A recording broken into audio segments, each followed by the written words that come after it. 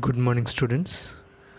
ఈరోజు మనం నోమ్ చామ్స్కీ భాషా వికాస సిద్ధాంతం గురించి తెలుసుకోవడానికి ప్రయత్నం చేద్దాం.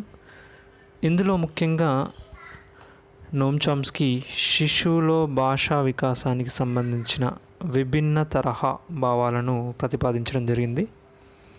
సో ఈ సిద్ధాంతం గురించి మనం ఈరోజు క్లుప్తంగా తెలుసుకుందాం. ముందుగా తన ఇంట్రడక్షన్ గురించి తెలుసుకుందాం. ఇతని పూర్తి పేరు వచ్చేసి ఆవారామ్ నోమ్ చామ్స్కీ. సో ఇతను అమెరికా దేశానికి చెందినవాడు. సో ఇతనిని ఫాదర్ ఆఫ్ మోడర్న్ లింగ్విస్టిక్ అని పిలిచేవారు. So very very important, father of modern linguistic, the father of modern linguistic అనేవారు. సో ఇతని జన్మదినం వచ్చేసి December 7th, 1928. అదేవిధంగా ఇతను పెన్సిల్వేనియా విశ్వవిద్యాలయంలో ఆధునిక భాష యొక్క బోధనలపైన పరిశోధనలు చేశాడు. So Noam Chomsky is an American linguist, philosopher, cognitive scientist, historian, social critic and political activities. So linguist అంటే భాషా శాస్త్రవేత్త. సో ఈయనకు భాష పైన పరిశోధనలు చేయడం జరిగింది, అందుకోసమే ఇతన్ని భాషా శాస్త్రవేత్త అని పిలిచేవారు. అదేవిధంగా ఫిలాసఫర్, తత్వవేత్త, అదేవిధంగా కాగ్నిటివ్ సైంటిస్ట్, సంజ్ఞానాత్మక శాస్త్రవేత్త, హిస్టోరియన్, చరిత్రకారుడు, సోషల్ క్రిటిక్, సామాజిక విమర్శకుడు, అదేవిధంగా పొలిటికల్ యాక్టివిటీస్. దీంతోపాటు ఇతనిని ఆల్రెడీ మనం చెప్పుకున్నాం, the father of modern linguistic అంటే భాష పైన, సో శిశువులో భాష అనేది ఎలా అభివృద్ధి చెందుతుంది, ఎలా సో మాట్లాడగలుగుతాడు శిశువు అనేది పరిశోధనలు చేసిన సో గొప్ప లింగ్విస్ట్ కాబట్టి సో ఇతన్ని the father of modern linguistic అని పిలిచేవారు. అదేవిధంగా ఇతను 100కు పైగా బుక్స్ రాయడం జరిగింది. అందులో ముఖ్యంగా మనకు స్క్రీన్ పైన కనిపిస్తుంది universal grammar and introduction, syntactic structure, అదేవిధంగా language and mind, universal grammar and introduction, syntactic structure, అదేవిధంగా లాంగ్వేజ్ అండ్ మైండ్. సో వీటితో పాటు ఇంకా కొన్ని బుక్స్ చూద్దాం మనం. ఇంటర్నేషనలిజం ఆర్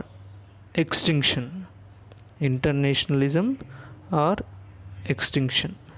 సో ఇది రీసెంట్గా రాయడం జరిగింది, ఇది వెరీ వెరీ ఇంపార్టెంట్. అదేవిధంగా the logical structure of linguistic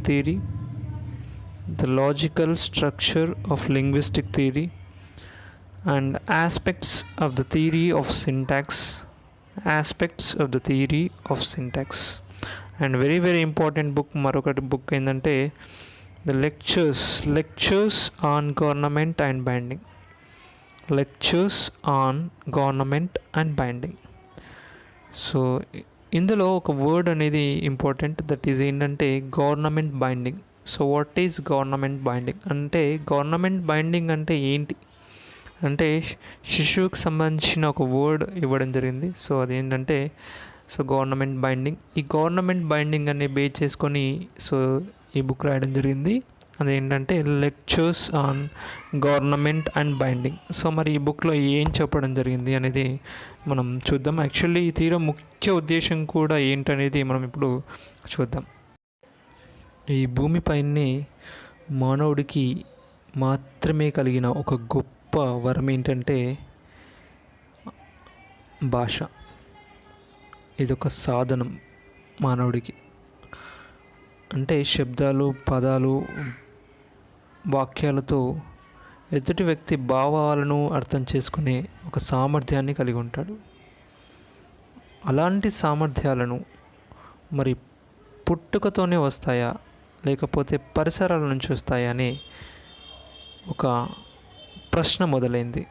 so Noam Chomsky బ్రెయిన్లో ఈ ప్రశ్న మొదలవడం వల్ల సో ఈ సిద్ధాంతం అనేది రూపుదిద్దింది.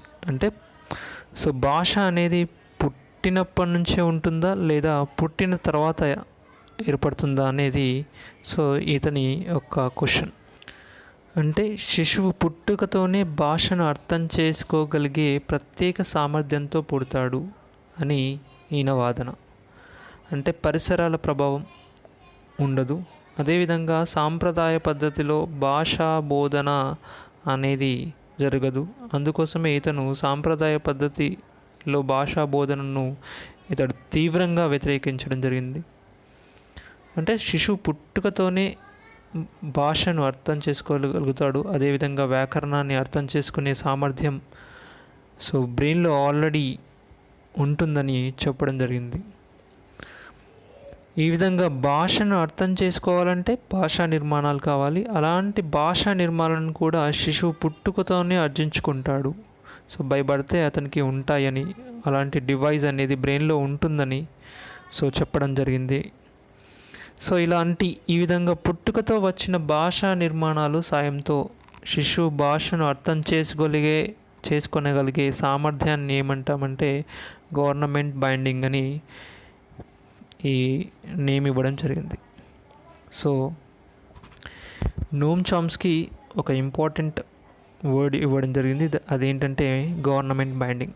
సో గవర్నమెంట్ బైండింగ్ అంటే ఏంటంటే పుట్టుకతో వచ్చిన భాషా నిర్మాణాలను, ఆ నిర్మాణాలతో శిశువు భాషను అర్థం చేసుకోగలిగే సామర్థ్యం, దీన్ని ఏమంటామంటే government binding.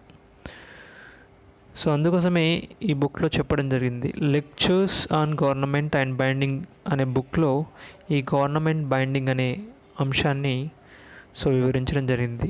So very very important. అసలు గవర్నమెంట్ బైండింగ్ అంటే మళ్ళీ ఒకసారి చెప్తున్నాను, పుట్టుకతో వచ్చిన భాషా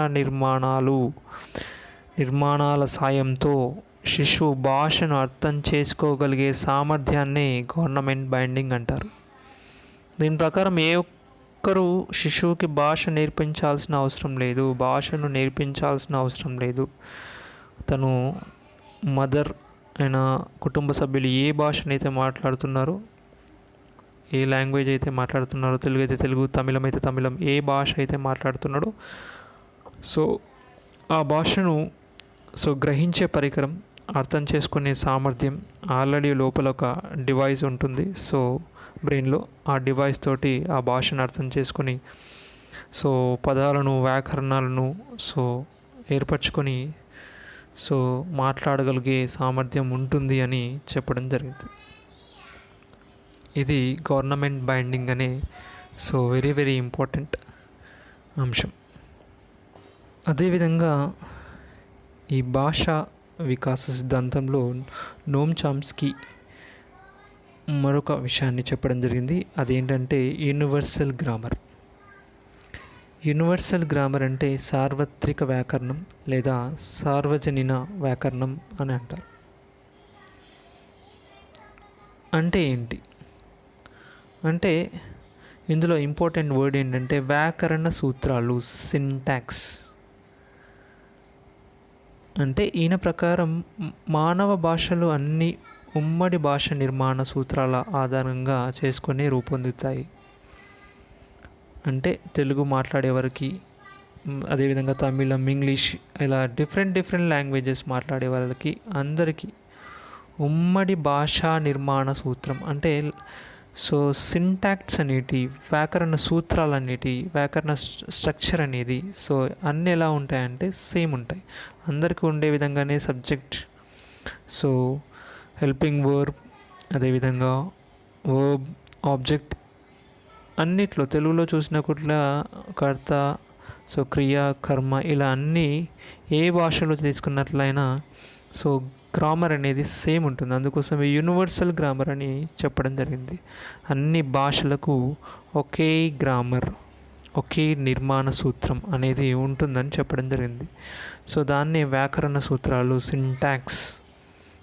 ఆ సింటాక్స్ అనేది ఆ వ్యాకరణ సూత్రాలను అర్థం చేసుకునే వ్యవస్థ మెదడులో ఉంటుందని, సో ఆ మెదడులో ఉంటుంది, అదేవిధంగా పుట్టుకతోనే వస్తుంది అని చెప్పడం జరిగింది. సో అంటే ప్రతి వ్యక్తిలో ఈ వ్యాకరణ సూత్రాలు అర్థం చేసుకునే వ్యవస్థ మెదడులో పుట్టుకతోనే వస్తుంది. సో దీనినే సార్వత్రిక వ్యాకరణం అని చెప్పడం జరిగింది. సో మనం ఇంతకుముందు గవర్నమెంట్ బైండింగ్ అనేది చూడడం జరిగింది. So very very important. అదేవిధంగా ఇప్పుడు సార్వత్రిక వ్యాకరణం అంటే ఏంటంటే, సో శిశువులో వ్యాకరణ సూత్రాలు ఏవైతే ఉంటాయో, ఫార్ములాస్ అనేటివి, సింటాక్స్ అనేటివి ఉంటాయి చూడండి. ఆ సింటాక్స్ ఏదైతే ఉంటుందో ఆ అర్థం చేసుకునే వ్యవస్థ అనేది మెదడులో పుట్టుకతోనే వస్తుంది. సో దాన్ని ఏమన్నాడంటే సార్వత్రిక వ్యాకరణం, యూనివర్సల్ గ్రామర్ అని చెప్పడం జరిగింది. సో అదేవిధంగా వ్యాకరణ సూత్రాలను మరి అర్థం చేసుకునే వ్యవస్థ అనేది మెదడులో ఉంటుందని చెప్పడం జరిగింది. కాబట్టి అది మెదడులో ఏ భాగంలో ఉంటుంది మరి అంటే, సో ఇది కూడా నోమ్ చామ్స్కీ ఎడమ మస్తిష్కార్ధ గోళంలో బ్రోకా అనే ప్రాంతం ఉంటుంది. సో అక్కడ ఆ ప్రాంతం అనేది ఈ భాషోత్పత్తిని, అంటే భాషను ఉత్పత్తి చేయడం, సో భాషను ప్రొడ్యూస్ చేయడం అనే విధిని నిర్వర్తిస్తుంది అని చెప్పడం జరిగింది. ఏ ప్రాంతం అంటే బ్రోకా.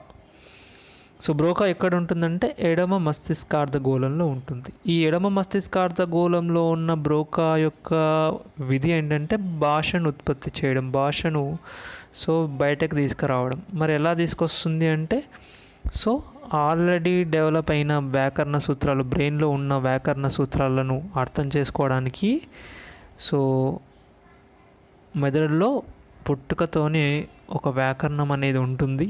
సో ఆ వ్యాకరణం ఒక డివైస్ అనేది ఉంటుంది. సో అది ఎక్కడ ఉంటుందంటే బ్రోకా అనే ప్రాంతంలో. సో బ్రోకా అనేది ఎక్కడ ఉంటుందంటే ఎడమ మస్తిష్కార్ధ గోళంలో ఉంటుందని చెప్పడం జరిగింది. సో ఇది సార్వత్రిక వ్యాకరణంకి సంబంధించిన అంశం. సార్వత్రిక వ్యాకరణం అంటే ఏంటంటే, మళ్ళీ చెప్తున్నాను, వెరీ వెరీ ఇంపార్టెంట్. వ్యాకరణ సూత్రాలను అర్థం చేసుకోవడానికి, లేదా సింటాక్స్ అంటాం సింపుల్గా, వ్యాకరణ సూత్రాలు, వ్యాకరణ ఫార్ములాస్ని అర్థం చేసుకోవడానికి ఓకేనా, మెదడులో ఆల్రెడీ ఒక వ్యవస్థ ఏర్పాటు చేయడం జరుగుతుంది. దాన్ని ఏమంటామంటే బ్రోకా అంటాం. ఇది పుట్టుకతోనే వస్తుంది అని చెప్పడం జరిగింది. దీనినే సార్వత్రిక వ్యాకరణం అని అంటారు. So right, very very important. సరే, మరి ఆ భాషా ఉత్పత్తి విధి నిర్వహించే ఒక బ్రోకా ప్రాంతంలో ఉండే ఒక డివైస్ ఉంటుందని చెప్పడం జరిగింది. ఆ డివైస్ పేరేంటి? సో అంటే దానికి ఒక నేమ్ ఇవ్వడం జరిగింది నోమ్ చామ్స్కీ. దాన్ని ఏమంటామంటే ల్యాడ్ ఫుల్ ఫామ్ వచ్చేసి లాంగ్వేజ్ అక్వైజిషన్ డివైస్. అంటే పుట్టుకతోనే వచ్చే సామర్థ్యం. సో ఇది భాషను ఓకేనా అర్థం చేసుకునే సామర్థ్యం అనేది, సో ఒక పరికరం, డివైస్ అంటే పరికరం. సో ఆల్రెడీ బ్రెయిన్లో ఉంటుంది. ఏ ప్రాంతంలో ఉంటుందంటే బ్రోకా అనే ప్రాంతంలో ఉంటుంది. అంటే ఎడమ మస్తిష్కార్ధ గోళంలో. సో ఎడమ మస్తిష్కార్ధ గోళంలో ఉంటుంది. So very very important. So ఎందుకంటే శిశువు భాషను అర్థం చేసుకోగలుగుతున్నాడు అంటే బై బర్త్, అంటే దానికి కారణం ఏమై ఉంటుంది అంటే, సో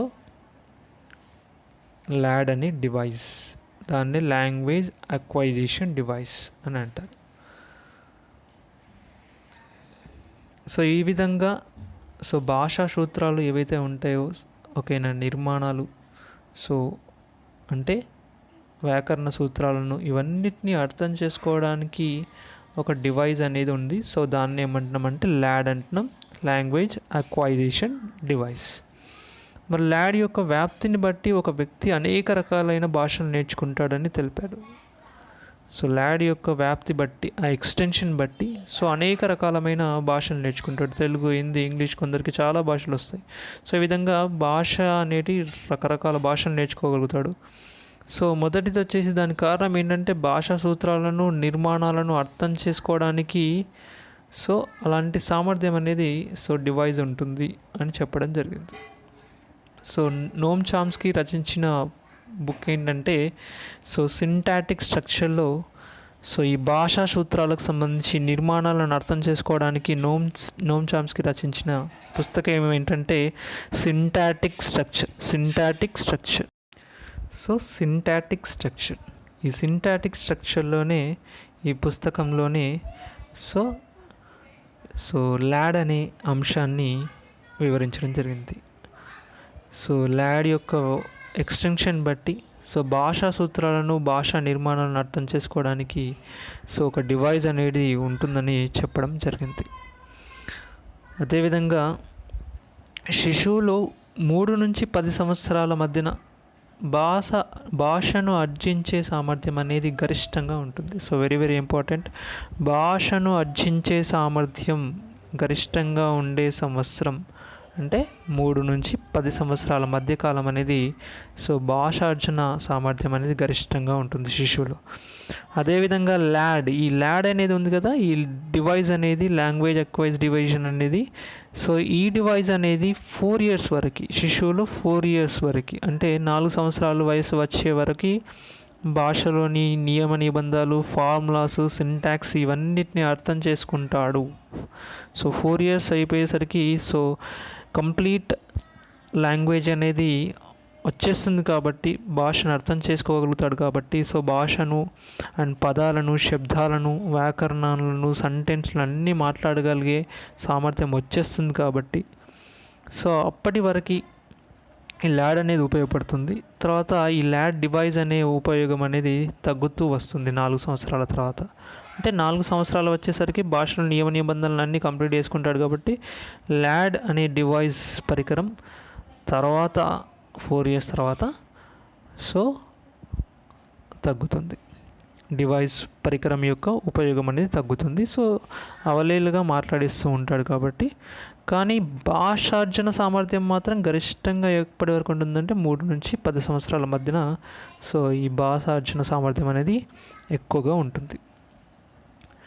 సో ఈ విధంగా నోమ్ చామ్స్కీ ఏం చెప్పడం జరిగింది అంటే, ముఖ్యంగా నోమ్ చామ్స్కీ ప్రకారం భాష అనేది ఏంటంటే భాష అనేది అర్జించే ప్రక్రియ కానీ అభ్యసించే ప్రక్రియ కాదని చెప్పడం జరిగింది.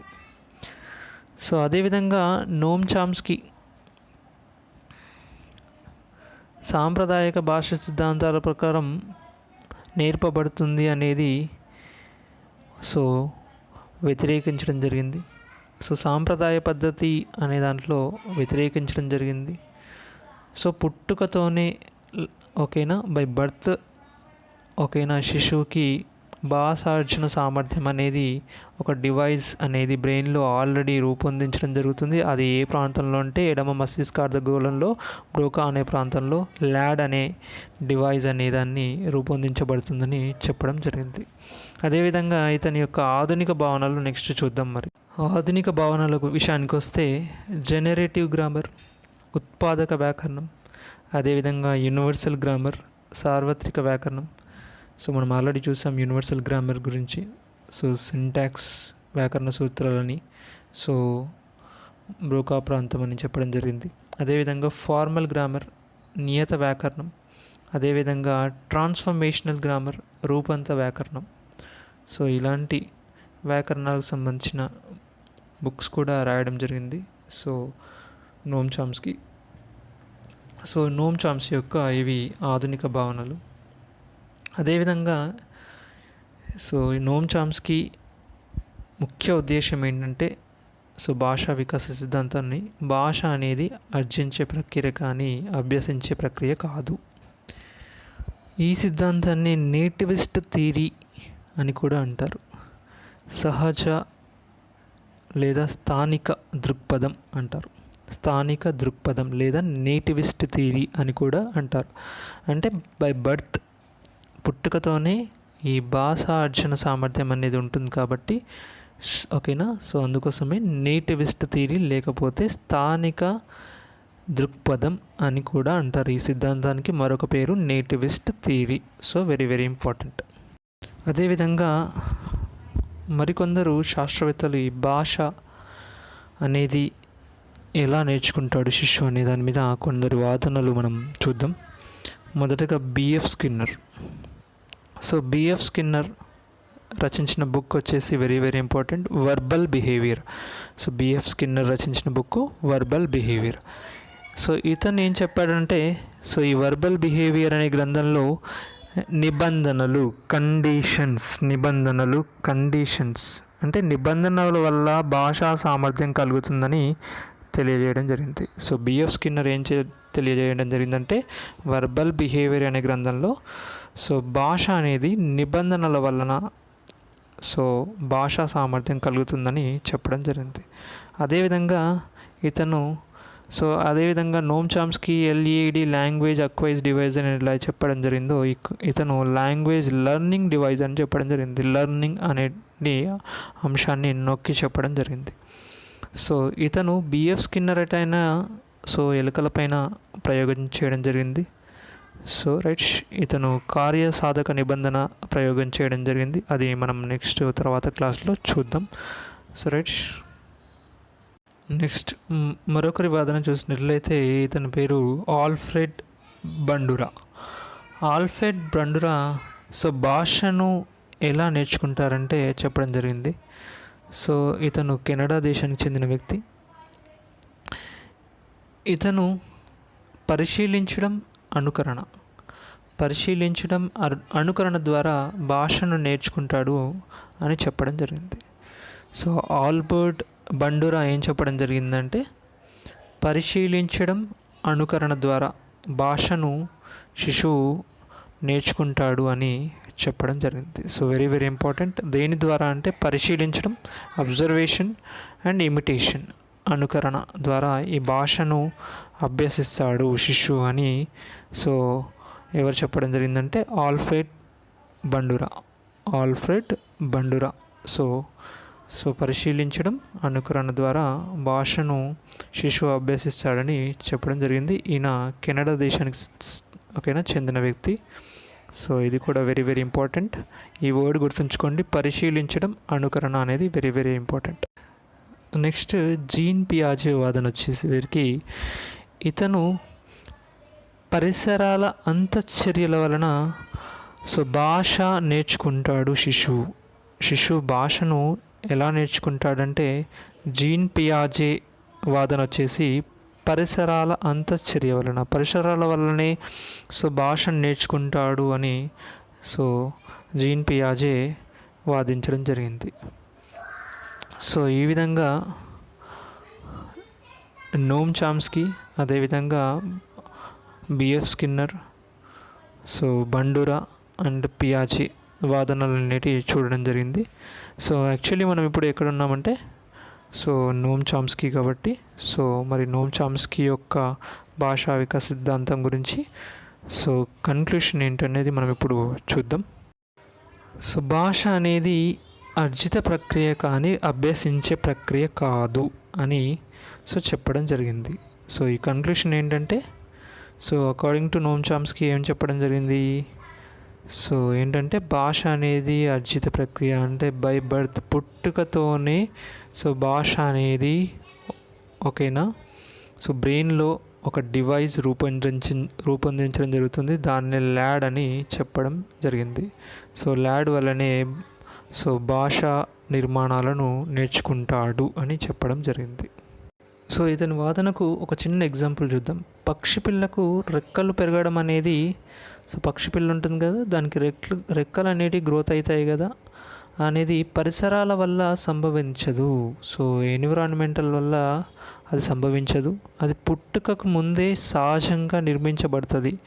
అనువంశిక లక్షణం వల్లే రెక్కలు పెరుగుతాయి తప్ప ఎవరో నేర్పితే కానీ లెర్నింగ్ వల్ల రెక్కలు పెరగవు అని నోమ్ చామ్స్కీ వాదించడం జరిగింది. సో అందుకోసమే ఈ వాదనతోటి సో నోమ్ చామ్స్కీ చెప్పింది సో కరెక్టే అని అనిపిస్తుంది. సో అందుకోసమే నోమ్ చామ్స్కీ భాషా వికాస సిద్ధాంతం ఎన్నో విమర్శలకు గురి అయినా చివరికి అది ఎంతోమందిని ఆకర్షించింది. ఆయన చెప్పిన ఎగ్జాంపుల్స్ వల్ల ఇప్పుడు ఇంతకుముందు పక్షి పిల్లలకు రెక్కలు పెరగడం అనేది సో అనువంశికత, సో పుట్టుకతోనే సహజిస్తుందని చెప్పడం వెరీ నైస్. చివరిగా కొన్ని వర్డ్స్ చూద్దాం. భాషలోని ఉపవ్యవస్థలు అంటారు. ఈ ఉపవ్యవస్థలో మొదటిది వచ్చేసి ఫోనాలజీ. ఫోనాలజీ అంటే శబ్దానికి సంబంధించింది. ఫోనాలజీ అంటే శబ్దానికి సంబంధించింది. అండ్ నెక్స్ట్ వచ్చేసి సిమాంటిక్స్. సిమాంటిక్స్ అంటే అర్థానికి సంబంధించింది. అండ్ నెక్స్ట్ వచ్చేసి ప్రాగ్మాటిక్స్. ప్రాగ్మాటిక్స్ అంటే వ్యాకరణ నిర్మాణానికి సంబంధించింది. సో వీటిని భాష ఉపవ్యవస్థలు అంటారు. ఈ 3 ఉపవ్యవస్థలు చాలా ఓకేనా సక్రమంగా ఉపయోగించగలిగితే శిశువు అనేటైనా భాషను ఈజీగా నేర్చుకోగలుగుతాడు, ఉపయోగించగలుగుతాడు అనేది చెప్పడం జరిగింది. సో 3 వర్డ్స్ చాలా ఇంపార్టెంట్. ఫోనాలజీ అంటే శబ్దానికి సంబంధించింది, సిమాంటిక్స్ అంటే అర్థానికి సంబంధించింది, ప్రాగ్మాటిక్స్ అంటే వ్యాకరణ నిర్మాణానికి సంబంధించింది. సో ఇది భాషా వికాస సిద్ధాంతం. Thank you very much.